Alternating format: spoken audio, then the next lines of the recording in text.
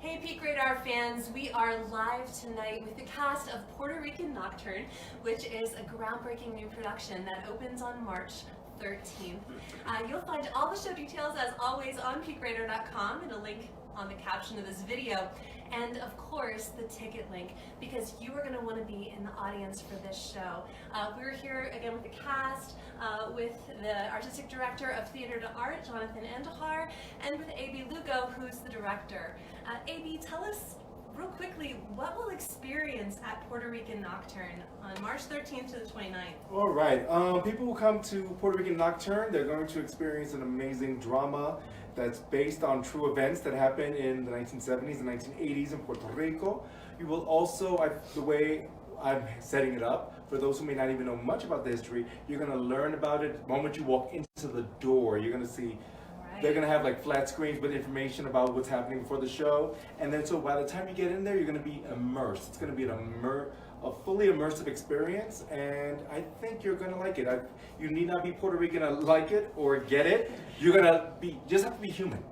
That's right, and come ready to be challenged. Come ready for some really hard-hitting theater that takes you into a story maybe you didn't know about. And the play is written by Jonathan Marcantoni, who's our neighbor right here in Colorado Springs. Jonathan, why is Theater to Art producing this play?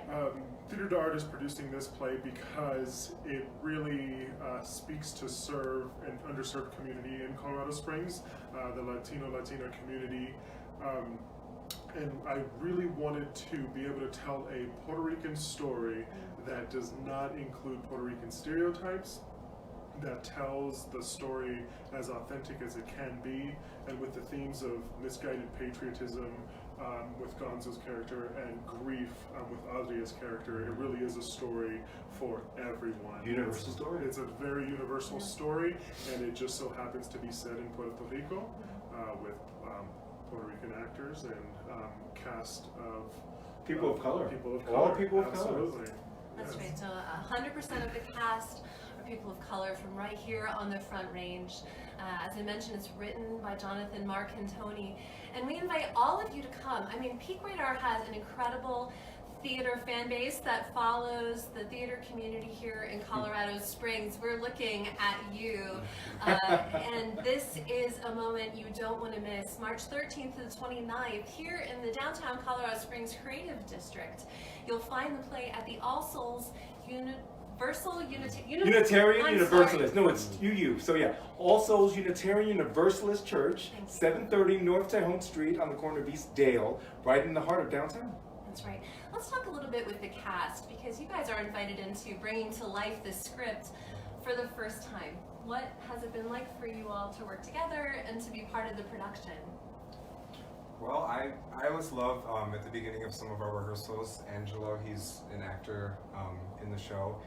He always leads a warm-up, and then at the end it's like, we're in the Caribbean. Feel the heat of the sun. Hear the ocean breeze. And it's just kind of that feeling. Yeah, exactly. It's so beautiful. For me, it's been a very connecting experience with the cast, because this is my first production where I can relate to every single cast member with our cultural background, with how we were brought upon, with our social injustices, and how we can all relate to each other in politics, and how it relates all together. I just love that quote. We can all relate to each other in politics. Yes. Because I feel like the opposite is true. Yes, exactly. But actually, there's something about us all coming together in those stories. Yes, exactly. So it feels very comforting to really discover it with my castmates on stage, what the play is really about, and it feels very amazing to really grow with them and learn more with them and really relate with them. It feels, like home. It feels like I've known them forever, and getting to know them deeper We've become quite the family here, and that's a beautiful thing. I think that's the great thing about theater. For all those of you who are actors or have worked in theater, you develop these family relationships during the run of a show, and that's no different here. And these are people we are going to be hanging out after the show closes.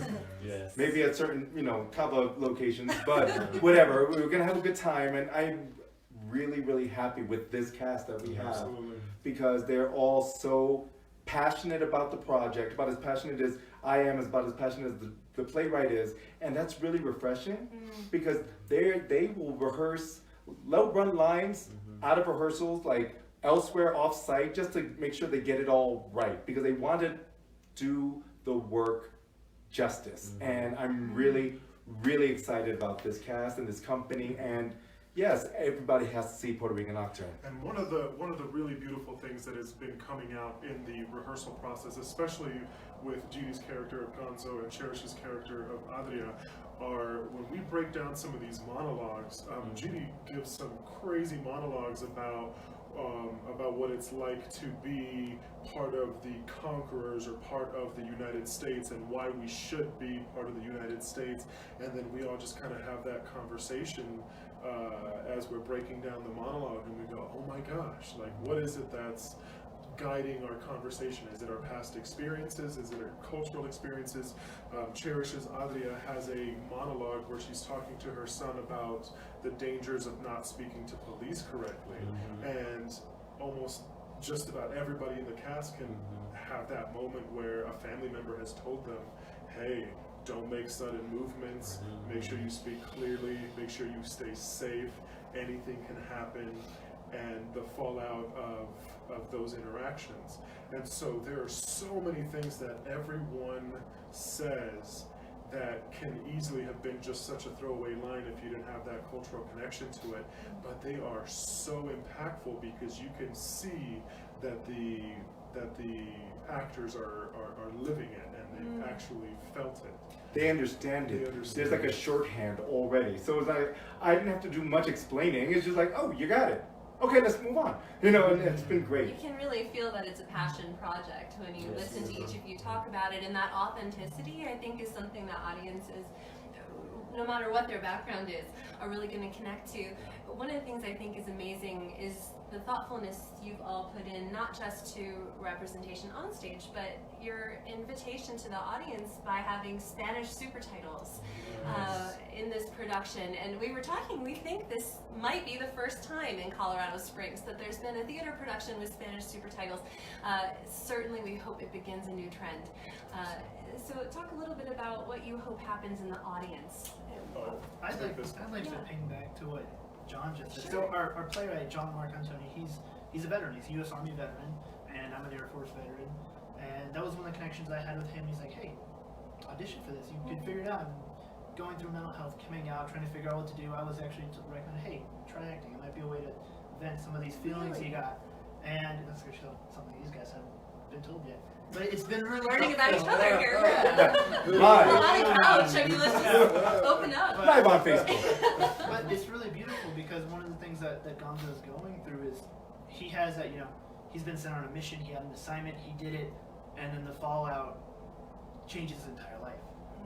And that's something that I think will really resonate here, especially in the veteran community. I don't want to speak for all veterans, but you go out, you're told, hey, we're doing this for reason X, Y, Z. You come home and you realize, oh, this was the reality of what actually happened. And that struck me really hard. That hit me deep. And coming from, my father was a veteran, he was involved in the military, and saying, hey, why'd you join the service?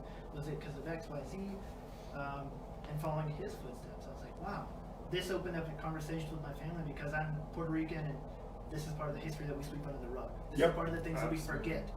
And when I started to dig into it, it opened up these conversations with my family. It was like, this is why we had to leave the island. This is what was actually going on. Wow. And it struck a nerve with me. And I hope that people who come and see it will start to dig in more on this and will connect more to their culture, to their heritage, to their past. Because it's still alive, it's still here, it just impacts us. To jump, I do want to say we have a large number of actors who are either making their Colorado Springs or Colorado stage debuts, or their actual stage debut, and Jerry's making his stage debut in this play. Oh my gosh. And he's doing an amazing job. You wouldn't know if I didn't tell you. That's how good a job he's doing. And with regards to the super titles and what do we want for the audience, I love telling the stories of people that don't get told. Those untold stories. And one of our actors who is in here right now, she said, my mother doesn't really speak much English. Now she wants to see this show because of the Spanish super titles. So she's excited. So I love telling those stories that are untold. I love reaching new audiences who don't think they should see or could see theater because they feel excluded by it. I remember you were talking about that earlier. Let's Cherish. What do you think? So when I first auditioned for this, I was just I did not have a lot of information about Puerto Rico except for current events as far as natural disasters and what's going on, and my heart kind of went out for them. But as I've become involved in this cast and in this show, I've learned so much history about what's going on currently and the politics surrounding Puerto Rico and why I should care. Why is it important for me? Why is it important for me to stand up for other people who look like me, who have a very similar history to my culture as well? I'm African American, and so looking at some of the things as far as colorism that happens in Puerto Rico, as far as the politics, as far as what's going on in our government, and do the meek really inherit, that type of thing, and looking at that, it's just been very interesting for me to see this piece of history and how totally relevant it is today, and going, oh my gosh, I could put this same, on our posters we're showing these newspaper articles of what happened during the murders of Soto Maravilla, and we could take that same story and put it on today's Gazette, and I would be like, oh my gosh, I totally could see that's happening today. So it's just, it's really amazing to experience this with my entire cast, to share these stories, and to see the ripple effect of one very traumatic incident and how that affects absolutely every single one of us, and why that's important for us to care about today, and why we're supposed to look at Puerto Rico not just as a territory of the United States, that they're absolutely more than that these are our brothers and these are our sisters, and we need to make sure that we're more involved in what's going on that island. And it tells you mentioned the traumatic events. Your character loses a son, and something that people tend to brush right under the rug is when these traumatic sort of things happen, and they become politicized, that it's happening to a family and it's happening to a unit. And this play really explores those themes of grief and how to process grief. And it humanizes the tragedy. And it humanizes the tragedy to the extent that your character is absolutely sick of everyone trying to make the son's death a thing when you just want to live your life. But the rest of the island and the world wants to make it a centerpiece of politics. A cause célèbre, and I feel like what's amazing is that a lot of people don't realize that Puerto Rico is part of the United States. That you don't need a passport to go to Puerto Rico. That they are also U.S. citizens. They were born that way. They've been that way since 1917, and just that they are, in that regard, they are American citizens. So they are Americans, and the play takes place right after. It starts right after the Vietnam War, and most people don't realize that the largest population of people who served in Vietnam were Puerto Ricans. Amazing. I'm thinking, as I'm listening to you all talk about how theater that you can really sink your teeth into, it just builds such empathy. Seeing stories that you connect with or can connect with some piece of your life. I loved how you talked about your experience as a veteran and how that connects to so many of our neighbors, whether it's in our own life, and finding those universal truths, but also really respecting those differences and having more sensitivity to each other. I think it's amazing that Theater to Art is bringing this production. Peak Radar is so excited to help to promote it. I hope that you got excited too, just by these few minutes of hearing these voices and seeing the faces of the creatives here in our community who are part of this production. Locally written, locally directed, locally acted with 100% cast of people of color, and who's Puerto Rican? I mean, so many of you are. Quite a few of you are. Right. Yeah, and Jonathan who wrote the play. So please come out March 13th to the 29th here in the downtown Colorado Springs Creative District. Again, you'll find all the show details in the caption of this video, and we hope that you will sink your teeth into Puerto Rican Nocturne. Thank you. Bye-bye. Bye.